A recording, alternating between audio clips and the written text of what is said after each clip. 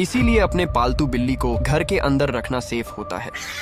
ये बिल्ली आज इस लोमड़ी का डिनर बनने वाली थी। लोमड़ी बिल्ली की गर्दन पकड़ने की कोशिश करती है, मगर होशियार बिल्ली भी जवाबी हमला करके टेबल को अपने डिफेंस के लिए इस्तेमाल करती है। लेकिन चालाक लोमड़ी टेबल के नीचे से भी बिल्ली तक पहुंच जाती है। असली मुसीबत तो तब शुरू हुई जब बिल्ली ऊपर चढ़ने की कोशिश करती है। खुशकिस्मती से दूसरी बार में बिल्ली ऊपर चढ़ जाती है और ऊपर ही अपने मालिक के जागने का इंतजार करती है। अगर आपको भी मेरी तरह ये बिल्ली बहादुर लगी हो तो वीडियो को लाइक कर देना।